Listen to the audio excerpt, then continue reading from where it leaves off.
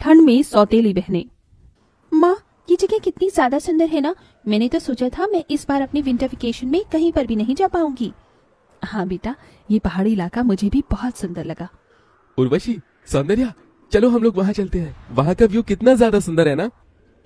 साहब एक गुब्बारा ले लो। बेटा, इतनी सी उम्र में आप लोग सड़क पर ऐसे गुब्बारे बेच रहे हो, कहीं कोई गाड़ी आ गई तो? आपके माता पिता कहाँ हैं? हम दोनों का दुनिया में कोई नहीं है। ये गुब्बारे बेचकर दिन में 10-20 रुपए कमा लेते हैं और उसी से ही गुजारा चलाते हैं। आप ये कुछ पैसे रखो और इससे कुछ खा लेना, ठीक है? नहीं साहब, हमें ये पैसे ऐसे मुफ्त में नहीं चाहिए। हम लोग गरीब हैं, लेकिन हम मेहनत का ही खाना पसंद करते हैं। आप इसके बदले ये सारे गुब्बारे ले लीजिए। उन दोनों बहनों को इतनी छोटी सी उम्र में इतनी ईमानदारी और मेहनत से काम करता देख सौंदर्या के दिल के अंदर उन दोनों बहनों के लिए ममता जाग जाती है। इन दोनों बच्चों का इस दुनिया में कोई नहीं है। देखिए ना, ये दोनों कितनी ज्यादा प्यारी और मेहनती हैं। क्यों ना हम इन्हें गोद ले लें। वेद को भी वो दोनों छोटी बहन बहुत ज्यादा पसंद आती हैं और वो उन दोनों बहनों को गोद ले लेता है। बेटा, ये सब तुम दोनों के लिए है और आज के बाद तुम तीनों बहनें हो। तुम तीनों कभी भी एक दूसरे का साथ नहीं छोड़ना। हम कभी भी एक दूसरे का साथ नहीं छोड़ेंगे। जब से ये दोनों इस घर में आई हैं, तब से मम्मी पापा सिर्फ इन दोनों से ही प्यार कर रहे हैं। मुझे तो भूल ही गए हैं। जो चीज सिर्फ मेरे लिए आई थी और वो चीज अब इन दोनों के लिए भी आ रही है। उर्वशी मन ही मन कीर्ति और सृष्टि से नफरत करने लगती है। वेद और सौंदर्या का सृष्टि और कीर्ति को इतना प्यार करना उर्वशी को बिल्कुल भी पसंद नहीं था, लेकिन शायद भगवान को कुछ और ही मंजूर था। ऑफिस जाते समय सौंदर्या और वेद की गाड़ी का ब्रेक फेल हो जाता है, जिससे उन दोनों का एक भयानक एक्सीडेंट होता है और दोनों की फौरन ही मौत हो जाती है। मम्मी पापा, आप दोनों क्यों मुझे अकेला छोड़कर चले गए? आप दोनों के अलावा मेरा इस दुनिया में कोई भी नहीं है। आप दोनों कुछ बोल क्यों नहीं रहे हो? उर्वशी दीदी, देखो ना, मम्मी पापा को क्या हो गया? ये सब सिर्फ तुम दोनों की वजह से हुआ है। पहले तो तुम दोनों ने मेरे मम्मी पापा का प्यार मुझसे छीन लिया और अब मेरे मम्मी पापा को ही मुझसे छीन लिया है।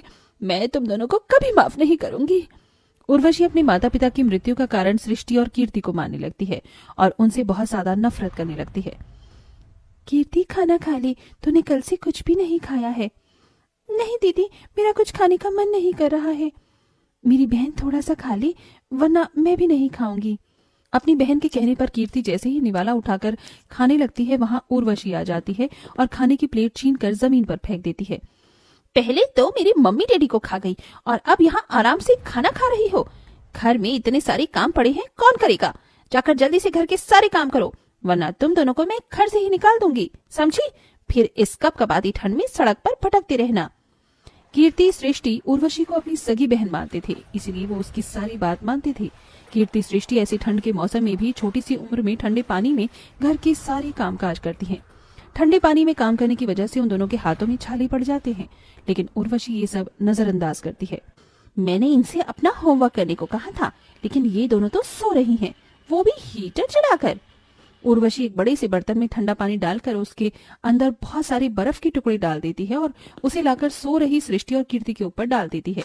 ठंडे पानी की वजह से दोनों बहनें घबराकर और ठंड से कांपती हुई उठती हैं। हो दीदी, आपने इतनी ठंड में हम पर ये बर्फीला पानी क्यों डाल दिया है?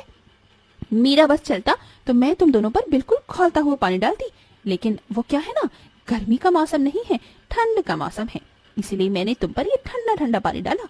अब तो तुम दोनों की आंख खुल गई होगी ना, तो चलो जाकर मेरा होमवर्क करो और मेरे लिए गर्मा गर्म कॉफी बना कर लाओ।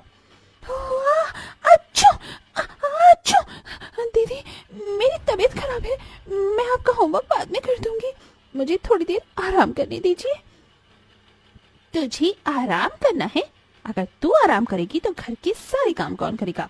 मेरे माँ बाप को खाकर तुम दोनों बहनों को चैन नहीं मिला क्या, जो अब तुम्हें आराम भी करना है? जितना बोला जाए उतना ही करो, समझी?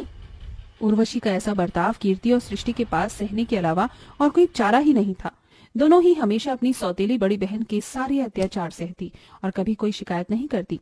उर्वशी दिन रात उन दोनों से ठंड के मौसम में ठंडे पानी से काम करवाती और कभी उन्हें गर्म चिंटे से जलाती, तो कभी कभी उन्हें पहनने के लिए गर्म कपड़े तक नहीं देती। लेकिन दोनों ही सौंदर्य की बातों को याद करते हुए सब कुछ सहती हैं। समय बीतता है और आज ये तीनों बहनें बड़ी हो जाती हैं। कितनी बार कहा है तुमसे कि मेरी परमिशन के बिना तुम लोग गर्म कपड़े नहीं पहनोगी, लेकिन तुम दोनों इतनी मोटी मोटी जैकेट पहनकर आराम कर रही हो। मैंने कहा उतारो ये जैकेट। तुम्हारी वजह से बचपन से लेकर आज तक मैं कैसे अपने माता पिता के प्यार के लिए तड़पी हूँ, उतना ही तुम दोनों भी ठंड में तड़पोगी। दीदी, हमें कितनी बार आपसे कहा है कि हम मम्मी पापा की मौत के जिम्मेदार नहीं हैं। आखिरकार वो हमारे भी तो मम्मी पापा थे ना। नहीं, वो सिर्फ मेरे मम्मी पापा थे। मैं उनकी सगी बेटी हूँ, ना कि तुम। उर्वशी अपनी दोनों सौतेली बहनों पर चिल्ला ही रही होती है कि तभी वहाँ उर्वशी के मामा मामी ओम प्रकाश और जूही आते हैं। उर्वशी बेटा, कैसी हो तुम? मामा मामी, आप दोनों यहाँ? आप दोनों ने मुझे बताया क्यों नहीं कि आप आ रहे हैं? अगर हम तुम्हें बताती तो हम तुम्हें सरप्राइज कैसे देते? ये तुम दोनों यहाँ खड़ी खड़ी मेरी शक्ल क्या देख रही हो? जाओ मामा मामी के लिए नाश्ता लेकर आओ।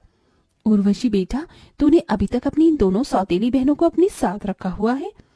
मामा मामी, मैं तो कब से इन्हें निकाल देती, लेकिन माँ ने कहा था कि मैं इन दोनों का साथ कभी ना छोड़ू, इसीलिए मैं इन्हें इस घर में रहने दे रही हूँ।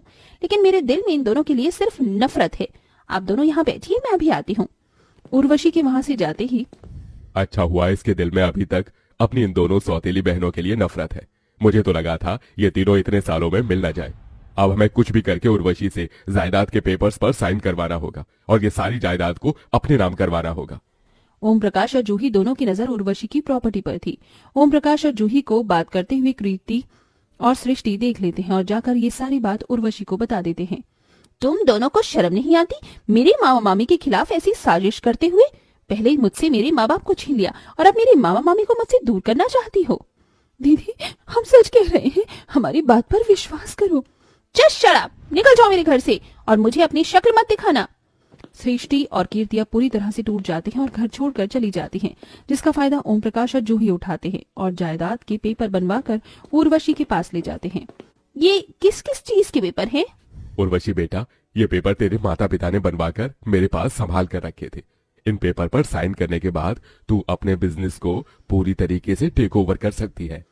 लेकिन मम्मी पापा ने तो मुझे कभी इसके बारे में कुछ नहीं बताया। तू उस समय बहुत छोटी थी। चल, अब जल्दी से साइन कर दी। ये पेपर हमें अब कोर्ट में भी जमा करवाने हैं। उर्वशी को जूही और ओम प्रकाश पर शक होता है।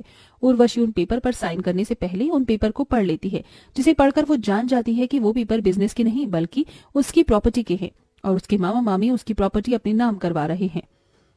सृष्टि कीर्ति बिल्कुल ठीक कह रहे थे। आप दोनों की नजर में मेरी प्रॉपर्टी पर है। काश मैं उनकी बात मान लेती। हाँ बेटा, काश तुम उनकी बात मान लेती। चल, अब जल्दी से इन पेपर पर साइन कर दे, वरना ये गन की सारी गोली तेरे भेजे में उतार दूंगा। मैं पेपर्स पर साइन नहीं करूंगी। ये प्रॉपर्टी मेरे मम्मी पापा की है, ना कि तुम्हारी। उर्वशी के साइन न करने पर उसके मामा मामी उसके साथ जबरदस्ती करने लगते हैं कि तभी सृष्टि और कीर्ति वहां पुलिस के साथ अचानक आ जाती हैं। पुलिस ओम प्रकाश और जूही को गिरफ्तार कर लेते हैं। दीदी, आप ठीक तो हो ना? आपको कहीं चोट तो नहीं लगी? कीर्ति, सृष्टि, मैं ठीक हूँ, लेकिन तुम दोनों तो घर छोड़कर चली गई थी ना? हाँ दीदी, लेकिन हम आपको ऐसी हालत में अकेला नहीं छोड़ सकते थे, इसीलिए हम पुलिस के पास गए और हमने उन्हें सब बता दिया और हम लोग सही समय पर यहाँ पुलिस के साथ पहुंच गए। अब आप इस घर में आराम से रह सकती हो। अब हम आपको कभी अपनी शक्ल नहीं दिखाएंगे। सृष्टि, कीर्ति, रुक जाओ। अगर तुम दोनों चली गई तो हमेशा के लिए घर में मैं अकेले रहकर क्या करूंगी? मुझे माफ कर दो। बचपन से लेकर बड़े होने तक तुम दोनों के साथ बहुत बुरा किया है मैंने। मम्मी पापा की आत्मा को ये सब देखकर बहुत दुख हो रहा होगा, लेकिन अब मुझे मेरी गलती का एहसास हो गया है। अपनी इस बड़ी बहन को माफ कर दो। आप हमसे माफी मत मांगी। आपने हमें स्वीकार कर लिया, यही हमारे लिए काफी है। हमें हमारी बड़ी बहन मिल गई और हमें कुछ नहीं चाहिए। उर्वशी अपनी दोनों बहनों को गले से लगा लेती है, जिसके बाद अब तीनों बहनें प्यार मोहब्बत से एक साथ खुशी खुशी रहती हैं।